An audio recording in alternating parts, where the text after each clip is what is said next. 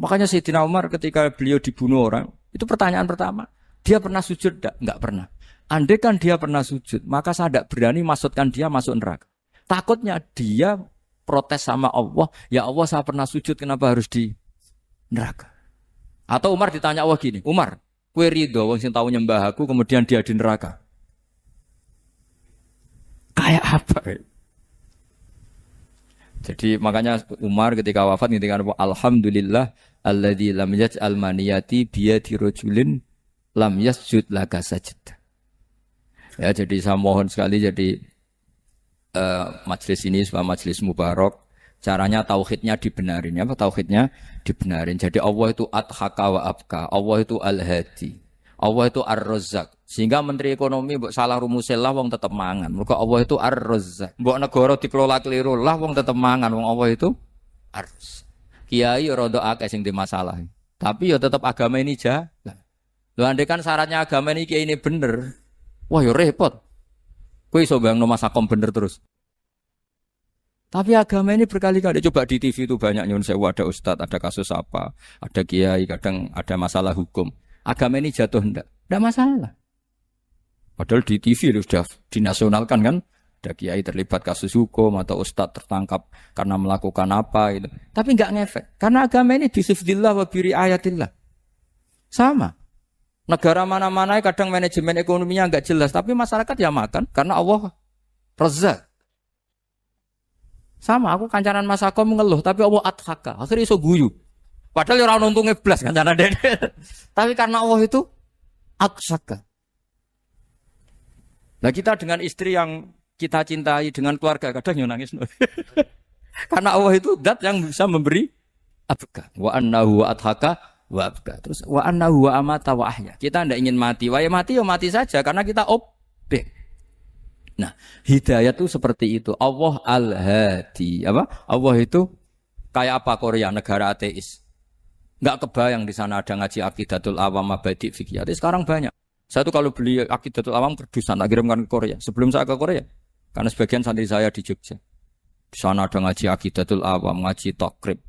Bahkan saya di sana dilagokno sakduna fid dunya. Kayak apa Allah kalau ingin bikin hidayah? Karena Allah itu al-hadi. Wong Indonesia digerakno seneng duit. Bareng wis seneng duit moro apa? Korea. Setelah di Korea tersiksa karena enggak ada tempat sujud. Akhirnya urunan. Segampang itu kalau Allah mengendaki. Itu enggak dibenem MUI, enggak dibenem. Karena Allah al-hadi.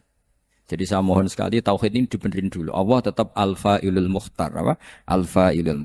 Sehingga Allah mensifati dirinya adhakawa. Mbok kamu bendung kayak apa, orang ngaji saya tetap guyu. Sekarang iso mbuli saya, oh Gus Bak ngaji tidak guyu. Allah yang memberikan guyu kamu itu. Andai kan sesuai status kamu, kowe ora ngarep guyu. Utang akeh, jatuh tempo, bojo ora percaya. Gede-gede ya, kayak paham. Nah, sehingga Rasulullah kalau kita meyakini syafaatu Rasulullah SAW, itu cara berpikir harus kita balik. Misalnya begini. Wong Islam nakale ngono, penggaweane maksiat kok disyafaati Kanjeng Nabi kurang penggawean. Caranya berpikir jangan gitu. Kalau gitu kowe mari mangkel, wong nakale ngono kok untuk syafaati Kanjeng. Tapi cara berpikir gini. Syafaatu Rasulillah itu wasi'ah, luas sekali. Syafaatu Rasulillah ghairu munhasirah, tidak terbatas. Syafaatu Rasulillah itu lebih sakti ketimbang dosanya umatnya. Semua ulama dulu kalau nyifati Allah juga gitu. Allahumma misalnya, maghfiratuka awsa'u min dzunubina. Ya, yang misalnya yang pakai mutakalim ya Allahumma maghfiratuka awsa'u min dzunubi wa rahmatuka arja inti min amali. Jadi jangan kitanya dulu. Kalau kitanya dulu kan nyifati kita dosa banyak. Itu sama ndak usah ngaku sudah tahu semua. Tapi nyifati pertamanya apa? Allahumma maghfiratuka awsa'u min dzunubi wa rahmatuka arja inti min. Sehingga dari nyifati maghfiratullah yang wasi'ah, yang tidak terbatas, kemudian kita sah mengatakan bahwa ahlul maksiat pun mungkin atau berhak dapat ampunan. Sama. Syafa'atu Rasulillah itu ghairu munhasirah. Syafa'atu Rasulillah itu wasi'ah. Sehingga sahlah riwayat syafa'ati li ahlil kabair min ummah. Itu bukan menyangkut melegalkan kabirah. Bukan menyangkut mengesahkan orang Islam dosa besar. Karena nanti dapat syafaatnya Rasul. Cara berpikir jangan gitu. Nanti kamu mentasjek memberanikan orang melakukan maksiat berdasar iktimat syafaati Rasulin. Itu jangan gitu cara berpikir dibalik apa? Syafa'atu Rasulullah awsa'u wa awsa'u. Sangat lu. Sehingga saking luasnya sampai yang tukang maksiat saja kebagian. Sama rahmatnya Allah Ta'ala itu wasi'ah. Rizkinya Allah ya wasi. Sampai wong nganggur ya iso mangan ngono. Lah begitu juga rahmatnya Allah Ta'ala itu wasi'ah. Sampai wong sing sumpek utange akeh ya iso guyu ngono.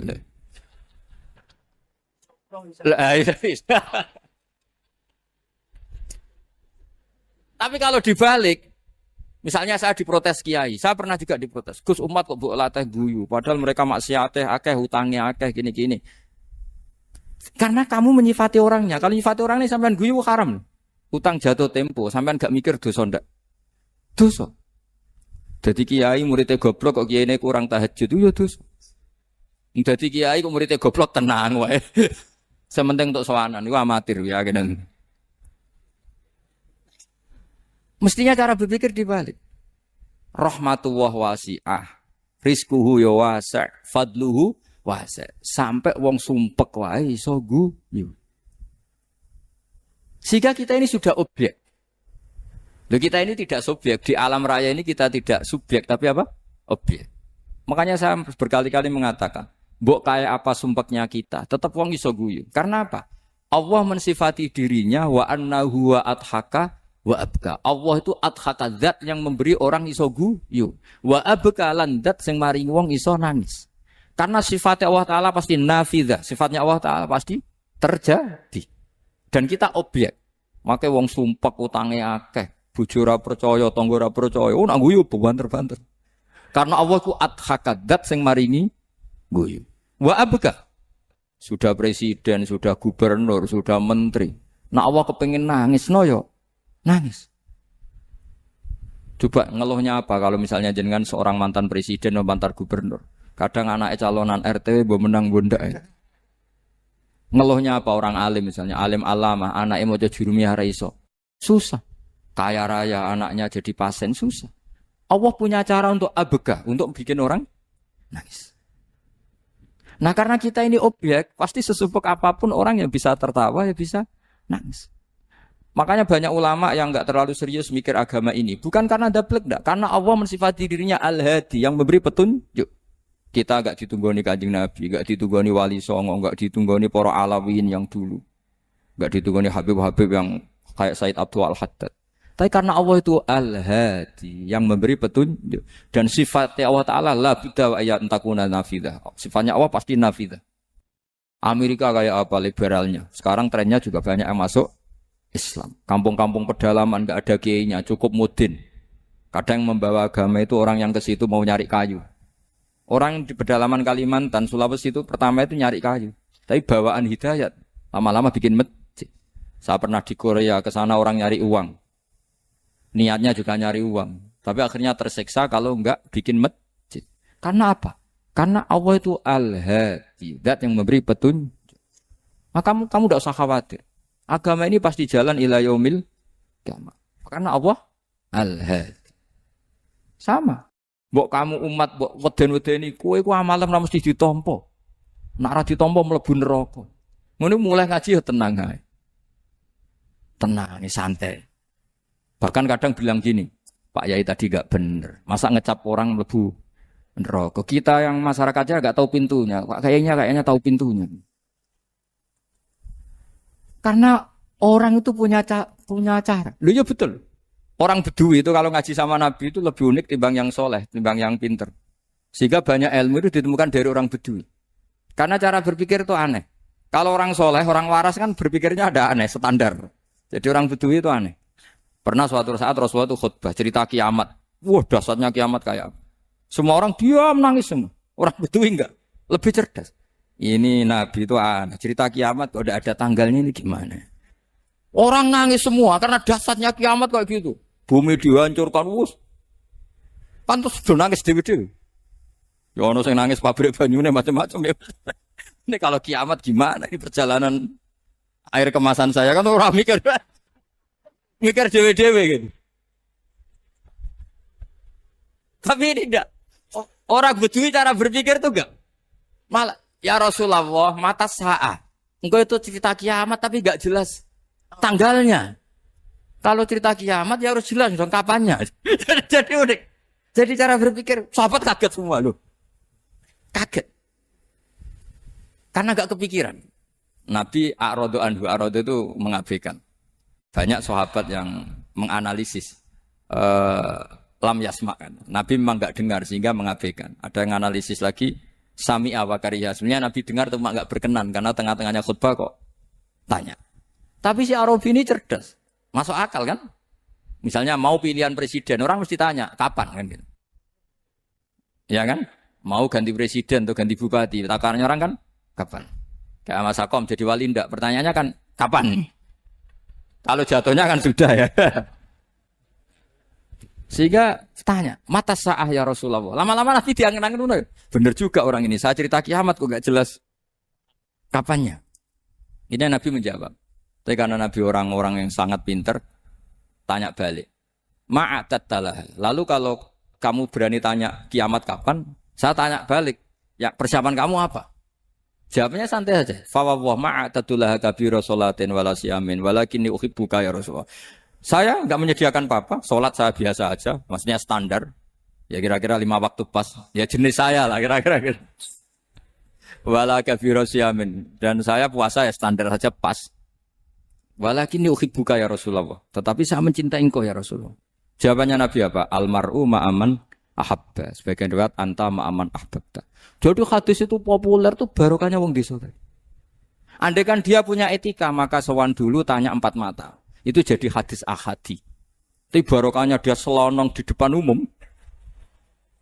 Zaman Nabi khutbah itu jadi hadis mutawatir. Jadi kadang barang baik itu barokahnya orang yang enggak baik. Maksudnya su'ul adab. Tanya gitu kan su'ul. Tapi itu barokah. Akhirnya hadis itu mutawatir. Karena didengar ribuan sahabat yang mendengarkan khutbahnya Rasulullah. Tapi kalau hadis itu satu-satu kan. Khossoni bidzalika Rasulullah. Khossoni bidzalika Rasulullah. Itu nanti jadi hadis ahadi. Yang kualitasnya jauh di bawah hadis mutawatir. Jadi barokahnya orang su'ul adab itu ya ada. Karena Allah yang mendesain ini.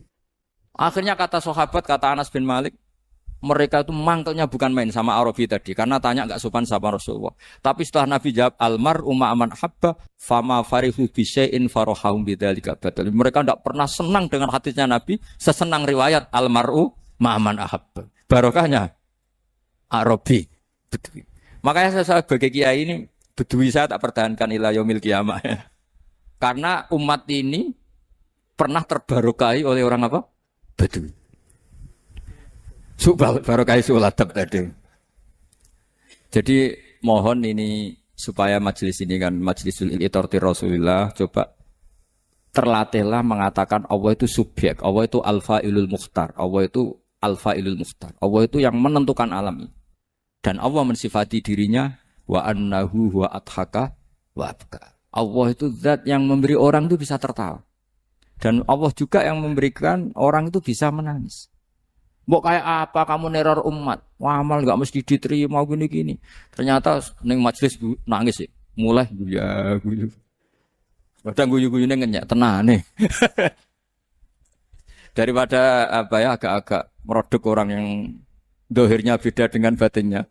Enggak perlu distatuskan seperti itu. Ya sudah biasa saja. Jadi nah, fi muqaddimihim, imam besar dalam manhaj ini namanya Abul Hasan apa? Asyadili. Abul Hasan Asyadili itu kalau ada orang tanya gini, Beb saya ini susah, sholat saya tidak mesti diterima Allah gini-gini, marah. Enggak usah. Kafa bika jazaan an radiyaka laka ahlan. Sudah kamu ditakdir pernah sujud itu sudah keren. Saya itu andaikan dapat kabar dari malaikat, bahak sholat kamu tidak diterima, saya tidak susah. Bukan karena sombong. Pernah ditakdir sholat sujud ning Allah itu keren. Kayak apa malunya kita ketemu Allah kemudian kita di bumi tidak pernah sujud. Makanya itu Abul Hasan Asyadili kowe ora usah mikir salatem ditampa taro ora usah mbok mikir. Kowe ditakdir tau sujud itu hebat. Kafa bika jazaan an radiyaka laka ahla. Cukup kamu mendapat balasan dari Allah, kamu pernah ditakdir sujud. Gak perlu ngaji alim alamas, gowo sawi ngalor kidul jalalain keren. Paling gak malaikat pernah melihat kamu, wah gowo tak kitab kuwedi. Gak penting paham gak penting. Karena isra bakat paham ngono. Jadi Abdul Hasan Asyadzili adalah orang yang dan itu Al-Hasani ya, dan itu Al-Hasani. Makanya macam-macam kita yang Al-Husaini sudah kita punya Faqih Muqaddam, punya banyak. Di Al-Hasani yang paling populer di antaranya adalah Abdul Hasan Asyadzili. Beliau tuh kalau ngendikan sesuatu itu positif terus. Termasuk itu ketika ada orang resah salat saya diterima ndak, kata beliau, "Wes kowe sing support nak, ditetir tahu." Sujud. Saya itu sebetulnya kadang-kadang yang miris. Wah, sholatku tompo ora, tapi saya sangat sadili. Sangat-sangat sadili. Saya enggak pernah berdoa, ya Allah, ibadah kami jenengan terima ndak, karena takut kalau doa gitu keterusan itu terus ditompo ora ya. Akhirnya keterusan gitu. Akhirnya ngenes. Masa orang pernah sujud ngenes? Lama-lama gini setan masuk, apa artinya saya sujud ternyata enggak diterima. Lho wong kawula kok iskal tentang pernah sujud. Itu kan ibarat gini, kamu ngasih uang sama orang tua kamu, misalnya Habib Soleh ngasih uang Habib Ali, terus apa artinya tak kasih, kemudian beliau tidak terima kasih, itu kan lucu. Terima kasih, tidak terima kasih, seorang anak ngasih orang tua itu keren. Makanya saya bangga dengan Habib Soleh ketika beliau mengumrohkan Habib Ali, sudah mendaftarkan haji Habib Ali. Gak usah mikir diterima apa enggak. Wes keren, itu sudah perilaku yang keren, yang hebat. Tapi ngeten nggih kula pesen karena Habib Soleh mulai kecil sama saya, sama-sama ngaji di Mbah Mun. Orientasi terbaik saking sunnah nabawiyah gini ku keberlangsungan. Terus kula sering belajar tentang kitab-kitab samawi, kitab-kitab sing diriwayataken beberapa ulama ahli kitab. Sing pun disahkan kalian ashabu Rasulillah sallallahu alaihi wasallam. Niku riyen Nabi Ibrahim niku pertama dadi Khalilur Rahman. Kekasih Allah Khalilur Rahman. Iku mergi piyambake nu tersiksa protes. Terus kadang tiang saya ini kudu protes. Tapi protes bukan kita demo. Protes itu tidak harus demo, protes. Ya Allah, dunia ini tidak fair. Engkau yang Tuhan, engkau zat yang begitu penting, engkau zat yang menciptakan langit dan bumi, engkau zat yang memberi rizki, yang bikin air, bikin oksigen, semua kebutuhan manusia, kemudian mereka tidak kenal engkau. Ini tidak fair. Jadi beliau itu tiap malam itu ngumpat. Ini enggak fair dunia ini. Engkau yang begitu penting mencipta langit bumi, engkau begitu penting yang menciptakan air, menciptakan kebutuhan manusia, kemudian mereka tidak kenal engkau. Ini tidak fair. Ini tidak benar. Jadi sering marah. Karena sampean enggak bisa bayangkan kan apapun hebatnya presiden atau menteri atau rektor atau kiai terus nang desa enggak dikenali statusnya diundang lek apa ning dilek itu gak keren blas. Karena ya sama kan, misalnya Habib Soleh Alatos, muridnya Said Umar punya Mbah Mun terus nang desa diundang pening dilek itu kan gak keren blas. Awal dari keren tetap dikenal. Nah kemudian orang itu tidak kenal Allah. Makanya terus beliau sujud berkali-kali, ya Allah, sama siapa munajatnya beliau. Innahu la yahzununi alla ara ahadan fil ardi ya'buduka ghairi. Jadi cara kiai sarang namane innahu sak temene kelakuan la yahzunu, yektene nyusano ni ing ingsun, nyusano banget karena pakai lam taukid. Innahu sak temene kelakuan la yahzunu, yektene nyusano banget ni ing ingsun. Apa sing nyusano an? Apa sedene kelakuan la ora ningali ingsun fil ardi ing dalam bumi. Ahadan ing wong suwiji ya'budu kang nyembah sapa ahad ka ing panjenengan ghairi saliyane ingsun. Ya Allah, sungguh saya sangat susah. Karena engkau zat yang begitu penting, kemudian yang tahu kalau engkau Tuhan itu hanya saya. Sampai ngenes gak? Misalnya ada orang melihat Sayyid Umar Hafid, kemudian tidak tahu kalau beliau orang alim. Sampai sebagai muridnya ngenes gak? Ngenes kan? Ada orang memperlakukan Mbah Mun, tidak tahu kalau beliau seorang alim alama. Kita sebagai santrinya ngenes gak? Ngenes. Lah ini Allah yang Tuhan, kemudian orang tidak ada yang memperlakukan dia sebagai Tuhan. Bahkan nyebut saja tidak mau. Itu ketersiksaannya Nabi Ibrahim. Kalau kita kan tersiksa mergo ora di duwe, ora payu rabi, terus sing wis payu rabi ora iso wayo, ya gitu. Macam-macam kesusahan. Itu jadi apa jadi wali itu sudah berat karena orientasinya agak tentang Allah tapi tentang diri sendiri.